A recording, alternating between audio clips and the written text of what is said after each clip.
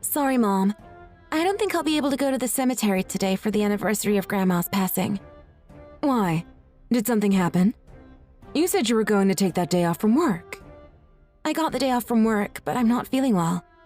I haven't been feeling well since last month. Wow, that is a long time to not be doing well. Do you have a fever? Not really, but my body temperature is a little higher than usual. I think the problem is coming from my stomach. I also feel a little nauseous. I wonder what it is. Have you gone to see the doctor? Yeah, I went to my normal practitioner the other day. She said it could just be the stomach flu that has been going around. It's going around here at my clinic, too. If you've been throwing up and having diarrhea, you need to be careful that you don't get dehydrated. The stomach flu isn't easy to deal with.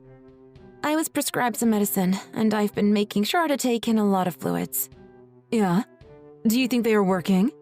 Not really. Not much change. I've also felt really tired these days. It sounds like it's more than just the stomach flu. Maybe you should get that checked up at a bigger clinic, or even at a hospital. You really think so? When I go, could you come with me? Having a knowledgeable nurse like you by my side would be better. If I'm not on duty that day, then of course I'll go with you. Anyways, don't worry about coming to the cemetery. Just get some rest. Okay. Thank you, and sorry. I really wanted to go. Make sure to tell her that I really wish I could have been there. I'll go and visit her another time once I'm feeling better. Yeah, I can do that. It's a shame you can't come because a lot of your cousins and aunts and uncles are coming with me. Yeah, I was looking forward to the reunion too, but I don't feel up to it. I might also pass what I have on to someone else. I don't want everyone to worry about me either, so I guess it's for the best. That's true. It's better if you just sit out for this 1 year.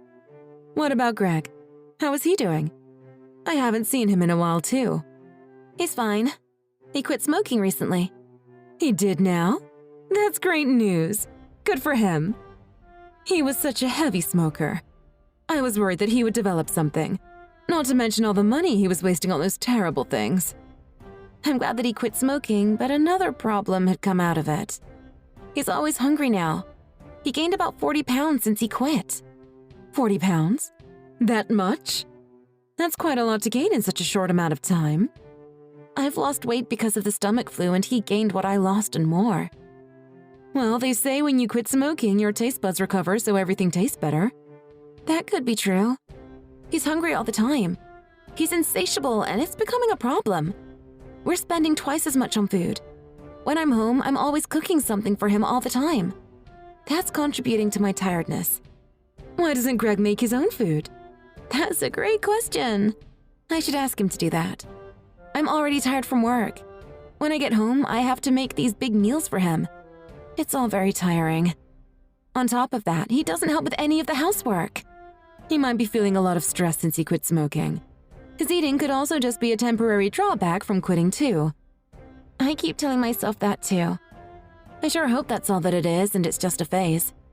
I've been trying to cook healthy food for him. It's not just the cooking itself. Constantly having to think about what to cook next is just as draining. When you're not feeling well, it brings your mood down as well too, doesn't it? Why don't you do something that makes you happy? Yeah, I'll try that. Thanks. For now, all I want to do is rest. When will you be home? You haven't made any food. Where did you go? I have a fever. And? Where's my food? I went to the hospital to get it checked and they told me that I have to be admitted. I have some inflammation, so I need to stay overnight for observation. They said that it could be a tumor. Oh, yeah? What about my food? Have you been reading what I'm sending? This isn't the time to talk about that. Why are you only worried about your food? Aren't you even a little worried about me and my health? My meals are important to me. Aren't you worried about my health? Food is life and I live to eat. My life is on the line here. You're big enough to make your own food. I've never cooked before. Give it a go. You never know if you don't try. It's not rocket science. Challenge yourself for once. Why not start with making scrambled eggs? It's your job to make food for me. What do you mean, my job? I've been wanting to say this for a very long time now, but you're leaving most of the housework to me. It's too much. Well, I have to work. When I get back, I'm too tired to do anything. What about me? I go to work too. That's your role in the household. Women do all the housework. That's the way the world works. Men are hunters, so we're not good with stuff like that. That's a ridiculous way of thinking. We aren't living in the Stone Ages anymore. Men and women can both do the housework. Don't just make something up to excuse your laziness. I'm just not good at it then. I don't want to eat something that's not going to taste good, and I know I can't make anything worth eating. Anyway, I'll be staying in the hospital for a while, so do something about it yourself. You should be fine by yourself for a few days. The supermarket has ready-made meals. You can even just go out and get takeout. But I want homemade meals. It'll only be for a few days. Just put up with it. I don't even like the food choice at the supermarket. Homemade is so much better. Well, you can't have homemade. You're asking for the impossible.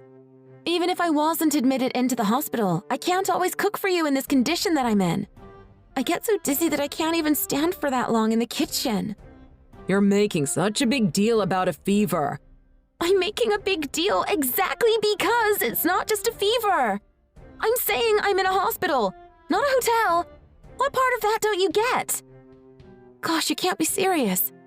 If you're not going to show appreciation for what I do, could you at least show some concern for me? Fine, whatever. You're annoying, and I guess you really aren't going to cook for me. If you can't even make food for me, then I have no use for you. You're good for nothing. Just because I won't be able to make a few meals for you, you're going to say that? To treat me like that? You're acting like a child. Grow up already. Besides, why are you that focused on food? This is unhealthy. I can't calm down unless I have something to eat. You know what they say when you get hungry and angry. Well, I'm hangry all the time.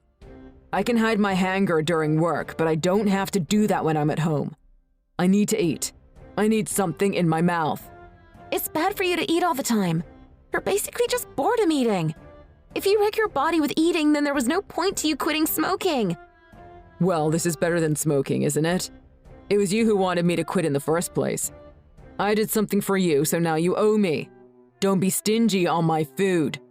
I wanted you to quit for your own good. I was worried about your body. You smoked too much in a day back then. You almost smoked 3 packs. You didn't make me quit for my health. You just wanted to save the money that I spent on cigarettes. And now you want to save money on food too, don't you? You're taking everything away from me. You're being stingy and cheap. You suck the fun out of everything. What is making you think like that? Talking to you is making me feel even worse. I can't believe you. I'm tired. I'm going to sleep now. Hey, what were the results? When will you be discharged from the hospital? What will you do about my meals? Hurry up and get back here. My daughter will no longer make your food for you. Huh? Daughter? This is Amanda's mother. It's been a while since we last saw each other, Greg. Angela? Even though your wife is in the hospital, you weren't concerned for even a second. You didn't think to come visit her to make sure she was okay? How heartless and cruel of you. No, that's not it. I was busy with work. I was planning on going after work tonight. I don't want to hear your excuses. I don't know the details yet, but my daughter's illness is quite serious. And you are one of the reasons that it has gotten this bad. I'm not sure I know what you're talking about. I didn't do anything to her health. Between work and taking care of the house, my daughter hasn't even had a day of rest. You don't help her. All you do is badger her so she's tired physically and mentally. Still, that has nothing to do with her illness. I'm just as busy as she is. Her body has always been weak, even when she was a child. You drove her to the brink. You exhausted her to the point that she fell ill. There's a hole in her stomach. The doctor said that it is most likely caused by stress. She probably just ate something that she wasn't supposed to. Again, that has nothing to do with me. So she has a bit of a stomach pain. That's all. A bit of a stomach pain? That's all? You really don't care, and it's despicable. They found a tumor in her intestines. There's also a tumor near her uterus. What? Does that mean she has cancer? We don't know if the tumor is benign or not yet, but the tumors are probably the cause for her inflammation. Her blood work came back and it looked really bad. Everything was off the charts. If it turns out to be cancer, will she need surgery? How is she doing right now? We still don't know that yet. They will think of the treatment once we know about what exactly her illness is. If it really is cancer, then it's going to be a big deal. It's also going to cost a lot of money. Of course it's going to cost money. Now's not the time to be thinking about money. It'll be a long time before she can go back and do any housework. What? What about my food? I'm going to have to keep buying cold food? What the hell are you saying? In the end, that's the only thing you care about. Even at a time like this, you only worry about your food. You are so pathetic. No, I also worry about Amanda's health. But food is important to me. I can't live without it. Are you really worried about my daughter? Or just worried if she can continue to be your personal chef or not? You said some really terrible things to her. You said, if you can't even make food for me, then I have no use for you. I only said that in the heat of the moment. We were arguing. I was so hungry. That's not what I was really thinking. But from hearing what my daughter said, you've been nothing but rude to her. No, I haven't. I just wanted to see if she'd be able to cook for me or not. Don't just take everything she says at face value. Greg, when you got married, you made a vow. You said that you would take care of her for the rest of your life. Those vows were a lie, weren't they? I am taking care of her. How? You only just asked about how she was doing when you realized how expensive surgery might be.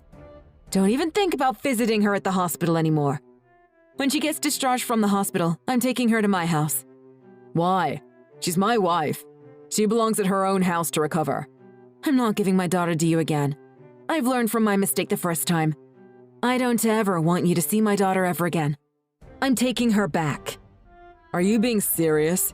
Never again? I'm dead serious. You've caused my daughter a lot of stress and unhappiness. I'm taking her so she can escape from you. I don't know about all of that. I don't personally think I caused her any stress, but whatever. This isn't for you to decide. Amanda is a grown woman. She's not a little girl you need to helicopter over anymore. This problem is only between us. Then I will ask my daughter what she thinks. Greg, it's Amanda. If you were seriously that ill, you should have told me about it. Your mom is raging mad. I don't really understand why, but her anger has been directed at me. Sorry, I won't be able to talk too long. The doctors want me to rest and not to use the phone. But you heard everything from my mom, right? I was thinking of moving back with her once they let me out of here. But why? You live with me. This is your house too. I feel like I can't breathe when I'm with you. I won't be able to tolerate all the housework that you put on my shoulders. You're nothing but a heavy dead weight to me. So you're just going to run to your parents' house at the first sign of trouble? You're going to abandon all your duties as a wife. I don't remember signing up to be in charge of all my husband's meals. I also feel that if I were to stay with you, this illness will only get worse. Fine, do what you want. It won't make a difference if you're here or not. Is that what you really think? Are you saying that for real? That's pretty contradictory to what you've been saying the whole time I've been in here. I'm going to sell all your belongings and make money off of them. Then I'll be able to eat whatever I want. It'll be too late if you regret your decision once you leave the hospital. Oh, really? Fine. You can do whatever you want, too. Amanda, how have you been lately? You haven't contacted me at all. Are you okay? Fortunately, I've been doing a lot better. I can also attribute it to leaving you. It's about time we talk about the future and what we should be doing next. No, I can't do that. I can't see you for a while. I've been admitted into the hospital. Huh? Hospital? Did something happen? The doctors say I had a mini heart attack. They told me one of my arteries is partially clogged. When did this happen? Yesterday. I was eating at home when suddenly my chest began to hurt. I called the ambulance. Are you okay now? I was taken to the hospital right away, so I'm okay. But I can't move from this bed. Wow, a mini heart attack is really serious. What did the doctor tell you? The doctor said that my eating habits were so bad that my insides are all messed up. My cholesterol, blood sugar, blood pressure were all a lot higher than it should be. It was the first time I've gotten told off by the doctor. Well, you did gain all the weight in such a short amount of time. You also drink really heavily too. Of course your internal organs would all be a mess. But now you're finally aware of it, and you are scared. You leaving me was the final blow, it seems. Why? You cooked quite healthy meals, didn't you? You tried not to use a lot of oil, right? Only the smallest amount. For your sake, I always kept your health in mind. Do you finally see what I was trying to do for you? Yeah. After you left, all I ate were deep-fried foods or foods that were high in salt. I sold your handbags and your jewelry so I had some money. I ate a lot of burgers and got a lot of takeout. I ate everything that I wanted whenever I wanted. I'm shocked and not shocked at the same time. There was no one there to stop me, so I did whatever I wanted. You weren't able to stop your gluttony. I just couldn't resist food. Eating is when I have the most fun. It's when I feel the happiest. So you stuffed yourself without having any sense to stop yourself from going overboard. Amanda, please come back. Why would I do that? Come back and cook for me.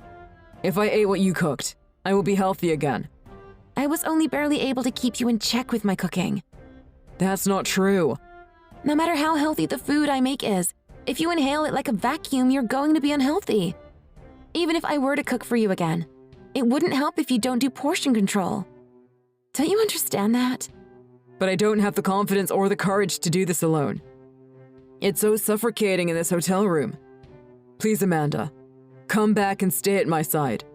Encourage me to do better. When I was in the hospital, you didn't even spend 1 second worrying about me.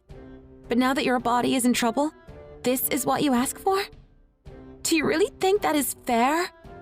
I didn't know that being sick was this hard. To be honest, I wasn't taking your illness seriously. I apologize for that. I got that feeling too. I knew you weren't taking me seriously. How else can you explain the way you said all those heartless things? I'm truly so very sorry. I was lucky that my tumors were all benign, so it wasn't that serious. Thanks to my treatment, my blood work looked great after that. You might be in deeper trouble than I was. Right? So you should come and help me get through this. Please, I'm begging you. No way. Why? Do you hate me now or something? My mom told me to break up with you, but I hesitated. I just couldn't do it. Yes, that's because you are very kind. There's no way you can just abandon me at a time like this. But after having this talk with you, I've made up my mind. You are too self-centered. I'm going to break up with you. You're lying. At a time like this, you're just going to leave me all alone? I'm just doing exactly what you did to me. Just forgive me. You of all people should know how hard it is to be sick. But you're still going to abandon me? That's so heartless. You're the last person who has any right to say that. You didn't show a shred of empathy to me when I was in the exact same situation you're in right now. I'm able to sympathize and empathize with people. Is that true? I don't think it is. So when I had that fever, you were showing sympathy? Yes, I was. But I regret that it wasn't enough. What did you say to me back then again? All you had to say to me was, "What about my food?" No matter what you say now, it's a little too late. That I need you, Amanda. I finally want to be healthy. I want to eat your home cooking again. That's not possible. If you cared more about me than food, then maybe things would be different right now. I'm sick of hospital food. It doesn't have any taste at all. It doesn't make me want to eat it. There are other places to eat at the hospital, aren't there? You should buy yourself something. They put me on a strict diet. I'm not able to eat anything else. Only what they give me. I'm going crazy here. Sounds perfect to me. You should be able to lose weight while you're in the hospital. But just changing what you eat won't change the fact that you're rotten on the inside.